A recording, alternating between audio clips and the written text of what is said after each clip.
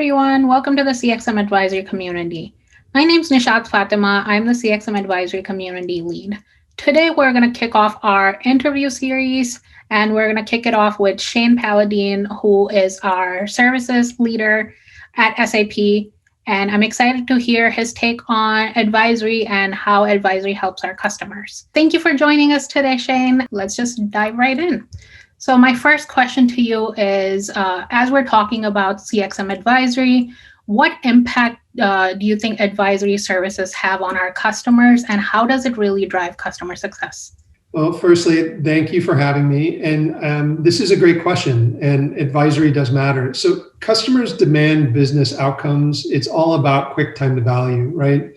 And they also need the flexibility to adjust to what's happening around them in the market. So advisory services really help the customer succeed, but most people ask how, right? And the way they do, they help us work with our customers to discover, articulate, validate all the things that are happening, their business requirements, and codify it into something that makes sense, right? It's about, an innovative plan so customers can understand their business outcomes. And then we can help them architect a solution that in time will optimize their outcome and actually show them true value. And so for me, I like to help customers adopt and consume SAP solutions all day. And that's what they want. So for me, it helps us with the customer experience and satisfaction and solving their business issues. And it helps us actually anticipate what's happening. That's awesome. Thank you. And I think for me, like advisory services being part of it, it's the whole point of becoming trusted advisors to our customers, right? So I wanted to get your take on this. Like, what's your take on when we say become a true trusted advisor for our customers? What does it mean to you? So from a services standpoint, I like to actually think about an old book. So I don't know if you've had the opportunity to take a look at a book that's 50 plus years old. And in the spine of the book, you'll see a red thread right through it. Mm-hmm. And it's that binding process of that red thread that actually holds the entire book together. From a services standpoint, our mission is pretty simple. We want to be that red thread, regardless of what they do throughout their entire lifetime with SAP. That's what a trusted advisor is. We're there from the beginning, the middle, the end, through the high points, through the low points. And it's really about having a customer-first mindset, having the relevant competencies, deep expertise, and helping with a growth mindset, not just growth within SAP from a solution standpoint, but helping our customers grow and experience more.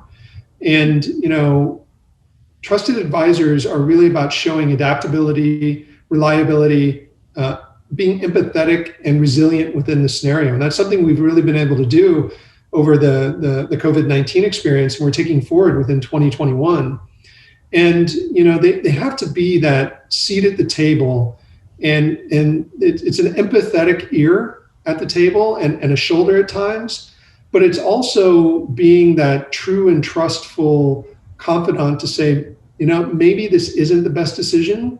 But effectively, it's about balancing between those two paradigms, solving the issues, and ultimately, I always go back to value, generate the value for the customer. So let's pivot a little bit and talk about digital transformation, right? It kind of ties into becoming that trusted advisor. Mm-hmm. What does it mean for our customers when we say digital transformation? And where does experience management fit into it? Yeah, so two really big questions. Lots of definitions out there about what it means. Digital transformation, it's about getting that business value out of the cloud. And it's not just from a solution standpoint, it's about rethinking your processes, your way of doing things. And to sit there and go, how do we automate everything that can be automatable? How do we actually go and make the experience actually seamless, not only for my customer's customer, but for the internal customer?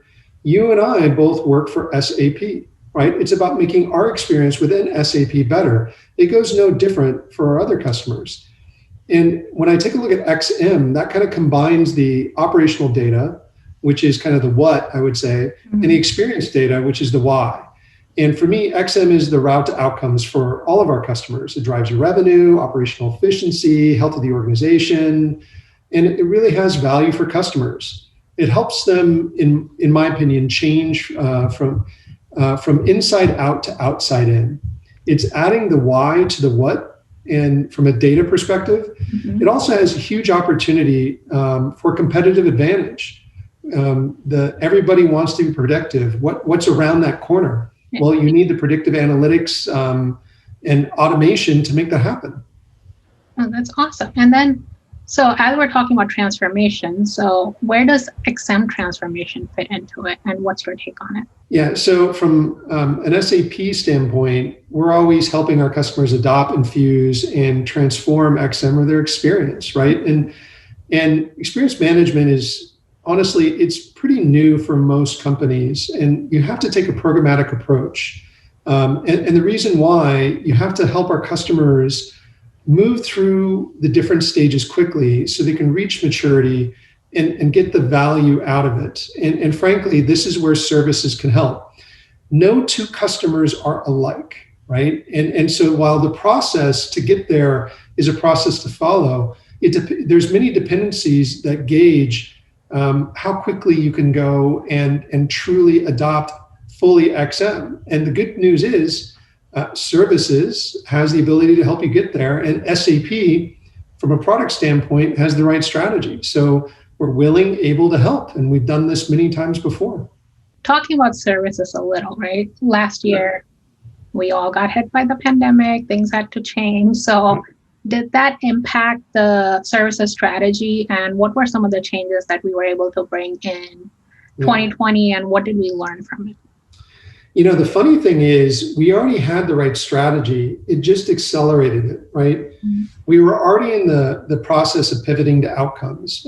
Customers always want a quicker time to value. And frankly, they care about their business outcome, right? And so what we were able to do through COVID is accelerate it, right? Even in a distributed fashion, you know, we went more remote, but we went more remote across every phase of a project. And what happened is people figured out, you know what, maybe we just need to get things done. So a lot of the debates that often happen actually got put to the side, and people focused on the main thing. Mm-hmm. And the main thing was a valuable experience and outcome. And for me, you know, this past year was like no other I've ever seen, right? And I lived through .com, I lived through the financial crisis. You name everything over the last 20 plus years, this was an interesting year, right? And we became more of an advisor, right? They really needed to get, our customers really needed to get to the outcomes with the business value. And luckily we were very well prepared.